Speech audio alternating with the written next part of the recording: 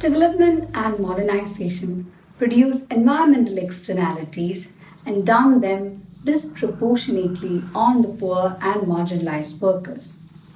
It is in this backdrop that environmental movements in the global south, particularly constituted by poor and working class people, emerge to collectively fight these inequalities associated with development. That environmental issues are also working class issues goes against the popular, particularly mainstream Western literature that portrays environmentalism as a middle class phenomenon. The case of working class environmental movement in Kerala, which I am going to focus in this video lecture, shows how environmental burdens disproportionately affect working class and how the structural situatedness within the system of capitalism sometimes creates tensions between trade unions and green movements, but also pit workers against each other. This is because even within the sections of the working class, workers whose livelihoods are dependent on the availability and access to clean natural resources such as the traditional fisher folk and farm workers are even more affected.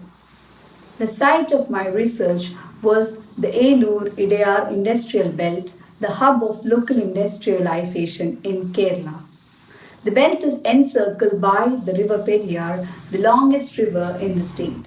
The availability of water from the river was an important consideration when it came to deciding Elur and Idayar, two villages, as the site of industrial development during the 1940s. The hub soon grew to house more than 280 chemical industries, which was accompanied by the rising pollutants in the river. The region was declared a toxic hotspot by Greenpeace India in 2003. Apart from the health problems such as skin problems, respiratory illnesses, liver ailments experienced by the local people, some of the visible effects of pollution included the discolored river and fish kills. The inland fish workers and Pukali farm workers were one of the groups most affected by the mounting pollution in the river. Individual resistance against industrial pollution emerged as early as the 70s, but a more organized form of mobilization happened in the late 90s. People in the region joined together to form a grassroots environmental movement called Periyar Anti-Pollution Campaign or Periyar Malinikarana Virudha Samiti in 1998, which was later joined by another collective called Jana Jagrata or the People's Vigilante in 2010 to save the river from pollution and to protect the livelihoods of the fisherfolk and farm workers. The movement is comprised largely of daily wage laborers, contract workers, a few factory workers, fisherfolk and farm workers. It is left-leaning with a declared affiliation to Marxist thinking. As the environmental movement gained prominence, the industrial workers' trade unions affiliated to various political parties, including left, centre and right, revived a collective of unions called the Standing Council of Trade Unions, SCTU, to counter the claims made by the grassroots environmental movement. One of the important demands of the local environmental movement was to ensure that the industries operating along the banks of the river comply with the regulations and install effluent treatment mechanisms to curb the release of toxic chemicals into the river.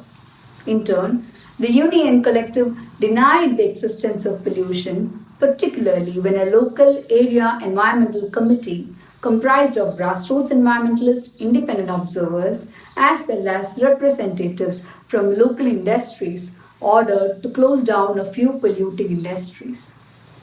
Both groups use workers' interests to legitimize their claims.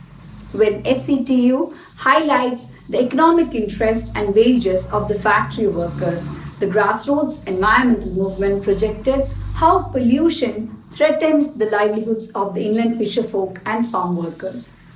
This case highlights the complexities surrounding working class identities, workers' grievances, and trade union politics.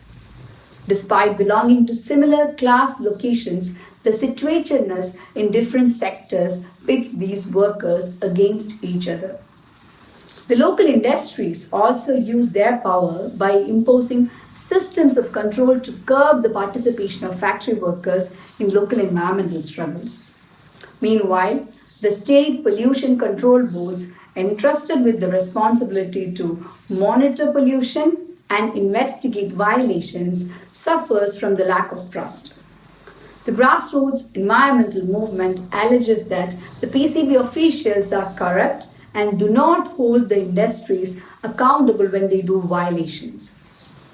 Despite enormous challenges, the grassroots environmental movement has made some progress. Judicial interventions have helped to hold the industries accountable to some extent and force them to pay for cleaning up and revamping the river.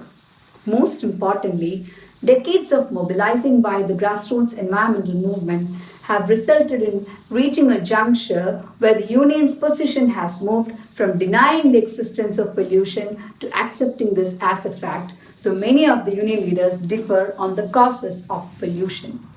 The constant campaigns, demonstrations, and sit-ins have raised awareness on environmental health and safety, particularly surrounding hazardous materials among the people in the region. They also aided in bringing the issues to the public domain, leading to regional and national debates, making it no longer a local environmental issue. A lot must be done before transformative changes happen to the region's ecology and the river, but this case demonstrates how the political economy of capitalist development often pits workers against each other, sometimes losing focus on the structural factors that make them both vulnerable. It also underscores the importance of structural solutions towards a just transition. A coalition between unions and working class environmental movements has the potential to create a formidable alliance against capitalism to create a just, equitable, and sustainable future. But the case shows how complicated it is to form such an alliance despite intersecting interests.